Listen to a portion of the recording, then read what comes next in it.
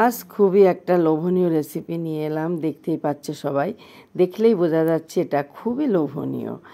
তো এটা পাকা আম থাকতে তোমরা খুব তাড়াতাড়ি করে খেয়ে দেখো যে কেমন সুন্দর মজার হয়েছে। পাকা আম থাকতে থাকতে এটা না করলে কিন্তু মিস করবে। তো সবাইকে নমস্কার। আজ আমি আরেকটি নতুন রেসিপি নিয়ে এলাম প্রতিদিনের মতোই। তো প্রথমেই আমি নিয়েছি যে গোবিন্দভোগ চাল 1 বাটি, এই যে এরকম। এটাকে আমি কিন্তু এখন ব্লেন্ডার জারে দিয়ে আধা ভাঙা করে নেব। ফুল গুঁড়ো করব না, কিন্তু আধা ভাঙা করে তারপর কিন্তু এটাকে আমি রেসিপিটা তৈরি করব। তা কী করছি সাথে থাকো আর দেখতে থাকো। তার জন্য যে প্রথমে নিয়েছি আমি 4টে পাকা আম। কিন্তু আমগুলো কিন্তু অবশ্যই মিষ্টি হতে হবে। টক মিষ্টি হলে কিন্তু সমস্যা হবে, কারণ রেসিপিটা ভালো হবে না। তো এই যে আমটা আমি কেটে এবার আমি সরাসরি ব্লেন্ডার জারে দিয়ে দিচ্ছি। আমি কিন্তু একদম বলি সবসময় শর্টেই কাজ করি।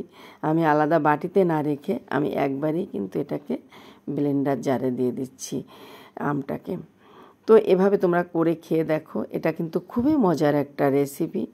খেয়ে কেমন হয় অবশ্যই তোমরা লাইক কমেন্ট শেয়ার করবে। আর কমেন্ট দিলে ভিডিওগুলো করতে কিন্তু খুবই ভালো লাগে। কমেন্ট না দিলে কিন্তু ভালো লাগে না, আসলে সবাই সাথে আছো এটা বোঝা যায় না। তো এই যে তারপর এই যে আমগুলি আমি এভাবে চামচ দিয়ে কেটে নিচ্ছি, কেটে একদম ব্লেন্ডার জারেই দিয়ে দিচ্ছি। তারপর আমটাকে আমি সুন্দরভাবে ব্লেন্ড করে নেব। আমটা কিন্তু অবশ্যই মিষ্টি হতে হবে, আমি বারবারই বলছি।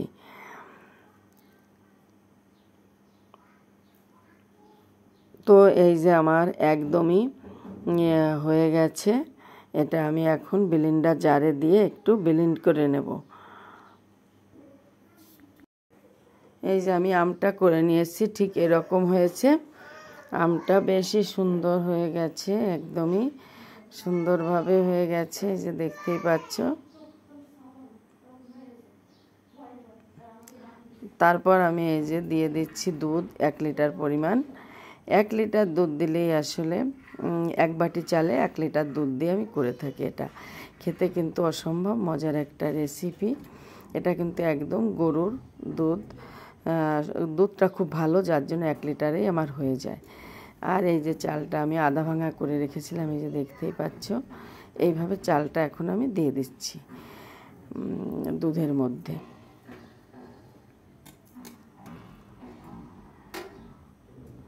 তারপরে এই যে আমি জাল করব, যেহেতু আতপ চাল, এটা কিন্তু অনাবরত জাল করতে হবে। অনাবরত জাল না করলে কিন্তু দলা পাকিয়ে যাবে। জালটা আমি কিন্তু এখন মিডিয়ামেই দিয়ে দিয়েছি, দিয়ে আস্তে আস্তে জাল করব, আর আস্তে আস্তে দুধটা ঘন হতে থাকবে।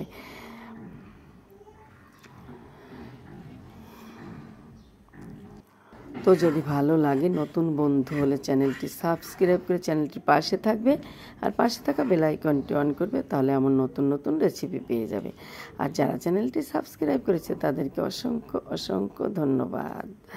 তো ভালো লাগলে লাইক কমেন্ট দেবে, লাইক কমেন্ট শেয়ার দিতে ভুলো না। আর এই রেসিপিটা করে খেতে কেউ ভুলবে না। এটা অনেক মজার রেসিপি, আর এটা কিন্তু অবশ্যই ফ্রিজে রেখে খেতে হবে ঠান্ডা করে। ঠান্ডা করে না খেলে কিন্তু ভালো লাগবে না। দিয়ে দিলাম স্বাদ মতো লবণ, কারণ এখানে আম দেওয়া হবে, তার জন্য স্বাদ মতো লবণ না দিলে কিন্তু এটা ভালো লাগবে না, আর ব্যালেন্সটা আসবে না।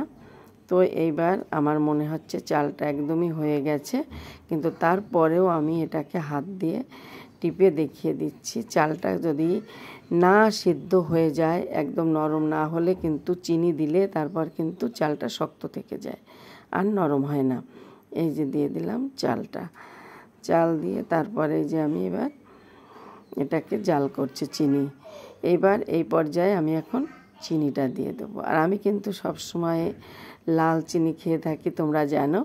এই যে 1/2 বাটি লাল চিনি দিয়ে দিলাম। চিনিটা যে যেমন খাবে তেমন দেবে, আমরা মিষ্টি কম খাই, তার জন্য আমি 1/2 বাটি দিই করি। 1 বাটি চালে 1/2 বাটি চিনি দিই। আর তারপর যেহেতু আমটা হবে, আমটা কিন্তু আমার খুবই মিষ্টি আম। তো এখন আমি দিয়ে দিচ্ছি 1 বাটি আম। এই যে আমার 1 বাটি আম হয়েছিল, 1 বাটি আম দিয়ে দিলাম। আর আমটা কিন্তু যদি হালকা টক মিষ্টি হয় তাহলে কিন্তু নামানোর পরে আমটা দিতে হবে, তা না হলে পরে কিন্তু দুধটা জমে যাবে। এটাও একটা টিপস। তো এই যে আমার একদমই পারফেক্টলি হয়ে গেছে, দেখতেই পাচ্ছ। এটা আমি এখন নামিয়ে নেব। তার আগে প্রথমে একটুখানি ভ্যানিলা এসেন্স দিয়ে দিলাম। তো ওয়াও, এই ভ্যানিলা এসেন্স আর আমের গন্ধে একদম সুন্দর একটা পারফেক্ট ঘ্রাণ বেরিয়েছে আর কি।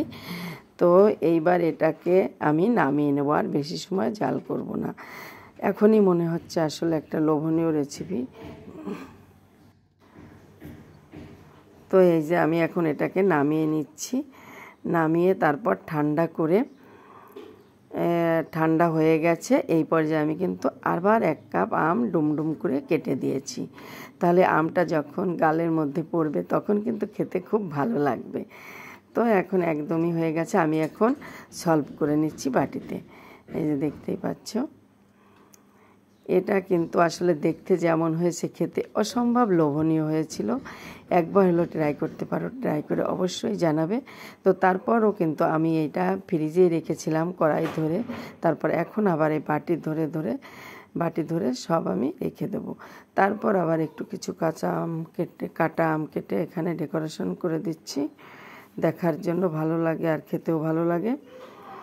তারপর এরপরে আবার দিয়ে দিচ্ছি একটু ড্রাই ফ্রুট, কাঁচা পেস্তাটা আর কি, একটু দেখতে ভালো লাগার জন্য আর কি।